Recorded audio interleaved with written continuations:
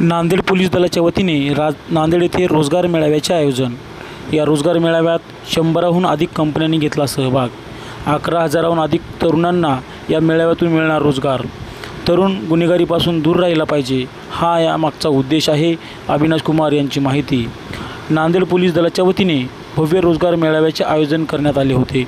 नांदेड शहरातील पोलीस मुख्यालयाच्या मैदानावर पार पडलेल्या या मेळाव्याचे उद्घाटन जिल्हा मुख्य न्यायाधीश सुनील वेद पाठक यांच्या हस्ते करण्यात आले। यावेळी खासदार डॉक्टर अजित गोपचडे, आमदार हेमंत पाटील, आमदार आनंद बोंडारकर, आमदार बालाजी कल्याणकर यांची यावेळी प्रमुख उपस्थिती होती। या मेळाव्यात 100हून अधिक कंपन्यांनी सहभाग नोंदवला होता। रोजगारासाठी हजारो विद्यार्थ्यांनी या मेळाव्यासाठी ऑनलाईन नोंदणी केली होती। या रोजगार मेळाव्याच्या माध्यमातून 11,000हून अधिक तरुणांना रोजगार मिळणार आहे। पोलीस आणि तरुणांमध्ये समन्वय असला पाहिजे। तरुणांनी व्यसनाकडे आणि गुन्हेगारीकडे वळू नयेत। तरुणांनी रोजगाराच्या संधी उपलब्ध व्हाव्यात यासाठी या रोजगार मेळाव्याचे आयोजन करण्यात आल्याची माहिती जिल्हा पोलीस अधीक्षक अविनाश कुमार यांनी दिली आहे।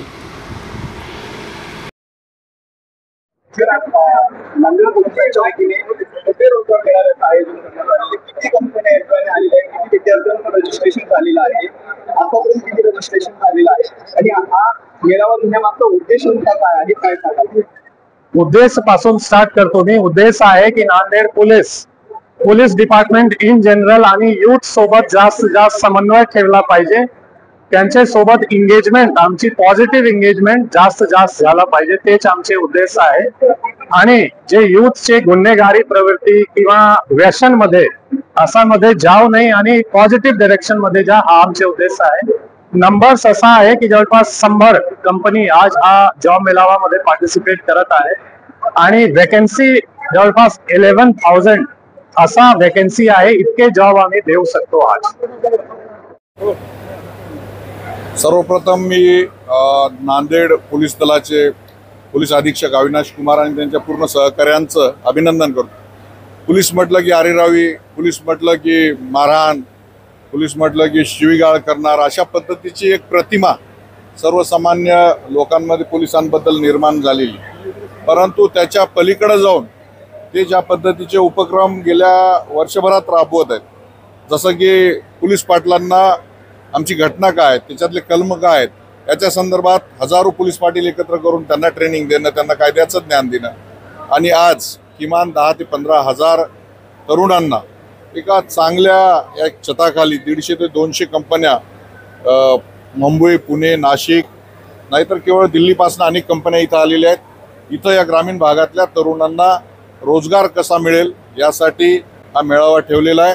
अतिशय देखणा आणि दैदिप्यमान त्यांनी सोहळा केलेला आहे। ज्या पद्धतीच्या सामाजिक जाणीवा जपून ते काम करत आहेत, या अशा पद्धतीचं काम जर अधिकाऱ्यांनी केलं समाजाप्रती की माझी नोकरी 10 ते 5 हे सोडून पलीकडे जायला माणसं तयार नाहीत, अशा काळामध्ये एक सामाजिक जाणीवा जपणारे अधिकारी काय असतात त्यांनी दाखवून दिलेलं आहे। मनापासून त्यांचं अभिनंदन करतो, कौतुक करतो। बोला पटापट विचार। अरे बूमवर बूम लावू नका साहेब। एवढा मोठा रोजगार मेळावा आज नांदेडमध्ये पोलीस प्रशासनाच्या वतीने लावण्यात आले, काय सांगता? देशाचे प्रधानमंत्री माननीय नरेंद्रभाई मोदी, या महाराष्ट्राचे कणखर नेतृत्व देवेंद्र फडणवीस साहेब, माननीय एकनाथराव शिंदे साहेब आणि अजितदादा पवार साहेब यांच्या स्वप्नातला ज्या आमचा उडान स्कीम आहे आणि विशेषतः जे कौशल्य विकासच्या माध्यमातून आज नांदेडमध्ये 11,000 तरुण आणि तरुणींना नोकऱ्या देण्याचं एक चांगलं मोठं पुण्याचं कार्य नांदेड पोलीस दलाच्या वतीनं करण्यात आलेलं आहे आणि अतिशय चांगला उपक्रम आहे। विशेषतः जी मुलं आणि मुली आम्ही पाहिली, मी आणि माननीय आमचे मंत्री महोदय हेमंतजी पाटील यांनी, ही सगळी मुलं गरिबांच्या घरची आहेत। वंचितांच्या, पीडितांच्या, शोषितांच्या घरातल्या लेकरांना नोकऱ्या देण्याचा एक मोठा उपक्रम नांदेड जिल्ह्यातल्या पोलीस दलाने पुणे मुंबईतल्या वेगवेगळ्या कंपन्यांना बोलवून घेऊन आमच्या प्रधानमंत्र्यांचं स्वप्न आज नांदेड जिल्ह्यामध्ये पूर्ण होत आहे।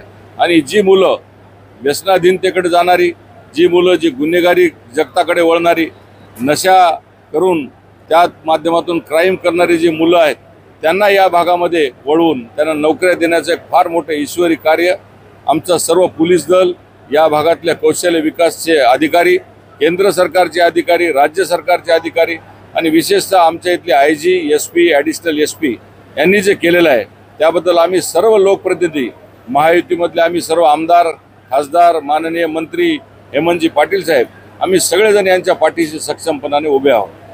भाऊ, दिवसभर उकाड्यानं हैराण आणि रात्री लोड शेडिंग सारखा त्रास, काळोख पाहायला मिळते. मी स्वतः 10:30 वाजता त्या ठिकाणी गेलो होतो.